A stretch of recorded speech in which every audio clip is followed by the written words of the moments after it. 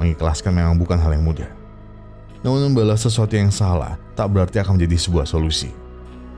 Bila memaafkan terasa tidak mungkin dilakukan, maka lupakan sebelum kau merasakan arti dari penyesalan. Saat disakiti dan dilukai, otak kita memang selalu merespon untuk membalas. Namun seringkali banyak hal yang harus menjadi korban dari emosi sesaat yang ada dalam diri. Dan saya juga bilang gak mudah untuk memaafkan. Namun terkadang tangan kita tidak perlu kotor-kotor menyakiti orang lain. Biarkan semesta dan Tuhan yang memberi mereka pelajaran. Saya Gogon dan segenap besar Glory mengucapkan terima kasih.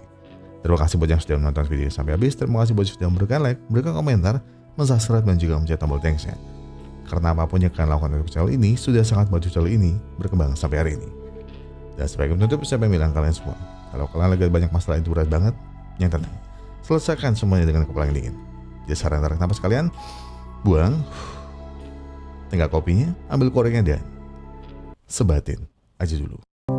Kadang hidup itu aneh ya, karena kita bisa takut sama hantu, takut sama kegagalan, takut sama masa depan.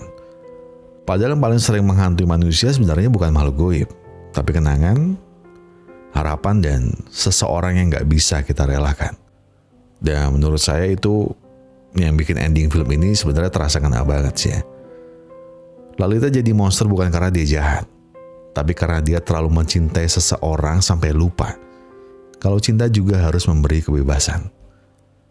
Sementara Nakrop selama ini terus memaksa hidupnya agar sesuai dengan apa yang ia inginkan. Ia pikir kebahagiaannya hanya akan datang kalau bisa menikahi Alin, punya banyak uang dan membuktikan dirinya pada semua orang. Tapi hidup ternyata gak bekerja seperti itu.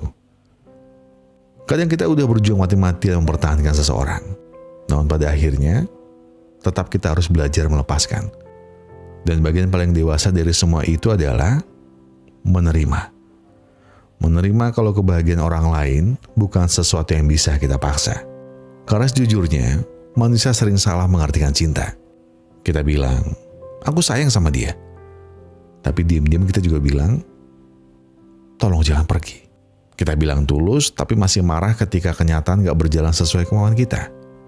Padahal cinta yang benar bukan tentang memiliki selamanya. Kadang, cinta adalah tentang mengikhlaskan, meski hati kita sendiri yang paling terluka. Dan Nakrop akhirnya sadar akan hal itu.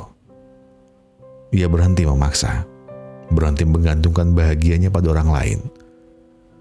Dan justru setelah itu, hidup perlahan membuka jalan yang tidak pernah ia sangka sebelumnya. Karena ya, mungkin memang benar. Tuhan terkadang mengambil sesuatu yang menurut kita baik, agar kita berhenti bergantung pada itu. Dan pada waktu yang tepat, Tuhan akan memperlihatkan kalau rencananya jauh lebih besar dari apa yang kita bayangkan. Karena kadang yang menghancurkan kita bukan kehilangan, tapi ketidakmampuan untuk mengikhlaskan. Ikhlas bukan berarti tidak sakit. Ikhlas adalah tetap melanjutkan hidup meski hati kita masih ingin tinggal. Saya Gogon dan segenap tim besar Glory mengucapkan terima kasih. Terima kasih buat yang sudah menonton video ini sampai habis. Terima kasih buat yang sudah memberikan like, memberikan komentar, subscribe dan juga mencet tombol thanks-nya. Karena apapun yang kalian lakukan untuk channel ini sudah sangat bantu channel ini berkembang sampai hari ini. Dan sebagai penutup, saya pengen bilang ke kalian semua, kalau kalian lagi banyak masalah yang berat banget, kalian yang tenang.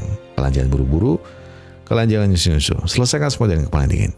Dia sekarang tarik nafas kalian, buang, tengah kopinya, ambil koreknya dan sebatin. Dan iya, terlepas dari endingnya yang bahagia, saya tertarik untuk sedikit membahas makna kiasan dari judul Italianya tadi. Kalau dari yang saya dapat, artinya kurang lebih begini. Artinya itu sindiran bahwa lingkungan tersebut tidak ramah atau tidak mendukung gaya hidup lajang. Dan seolah-olah ada tekanan sosial yang kuat untuk segera menikah atau berpasangan. Dan siapa di sini yang merasa familiar sama makna ini? Dan saya rasa pasti sebagian dari kita masih sering terjebak di situasi canggung kayak makna dari judul inilah. Ya paling gampangnya bisa kita rasakan kalau momen lebaran atau lagi ada nikahan saudara. Jadi kayak pertanyaan template yang keluar. Kapan nikah? Kapan nyusul ke pelaminan? Mau saya kenalin gak sama ponakan tante? Nah, untuk menjawabnya mungkin gak semudah kita ngeles dan cari alasan ini itu. Biarpun kita juga bisa jawab asal sih, cuma biasanya ribut jadinya. Karena ya pasti ada aja counter dari yang nanya kayak gitu ke kita. Banyak lah. Iya, kalau yang nawarin nikah mau ngasih modal. Kalau enggak gimana? Malahan kan nggak jarang kita jadi nggak jujur tentang perasaan kita yang masih pengen sendiri di situ. Masih pengen sendiri in this economy, ya, dicatat. Bahkan ada kalanya mungkin kita sampai harus pura-pura kalau kita udah punya pasangan demi menghindari kalimat-kalimat itu. Dan kalau dihubungkan ke filmnya sendiri, mungkin jawabannya ada di soal waktu dan kesiapan kita juga. Sebab kalau dilihat dari kenapa Elisa nggak nikah-nikah, ternyata ada rahasia soal ayah Linda. Terus di sisi Michele, dia masih belum nikah karena ngerasa nggak cocok sama wanita yang ia temui. Mungkin banyak yang relate ya soal yang gini ya. Atau orang sekarang bilang, alah pilih kue kio. Nah, mungkin gitu. Tapi kalau waktunya pas dan ya bisa aja endingnya kayak Michele sih. Kalau emangnya dapetnya pas, waktunya pas, semuanya pas lah. Ditambah bukti kesiapannya bisa dilihat dari pengorbanan soal nggak jadi ngejual kebunnya. Dan sekali lagi, waktu dan kesiapan tiap orang itu menurut saya sih beda-beda. Dan kalau sekarang kalian masih sendiri ya, nggak apa-apa. Nikmati waktu sendirimu itu, oke? Karena masih banyak pengalaman yang harus kalian laluin. Sampai waktunya nanti tiba dan kalian siap untuk hidup bersama satu orang untuk selamanya. Jadi please, nikmati kesendirian kalian. Gagalah sebanyak mungkin. Cobalah sebanyak mungkin. Oke? Gak usah takut. Karena gini. Perasaan sedih karena sendiri tidak selamanya harus disesali. Perasaan senang karena jatuh cinta juga tidak selamanya bisa bertahan lama. Tapi rasa cukup dengan yang kita punya sekarang adalah kunci kebahagiaan itu sendiri. Saya Gogon dan segenap tim Pusat Epic Glory mengucapkan terima kasih. Terima kasih banyak sudah menonton video ini sampai habis.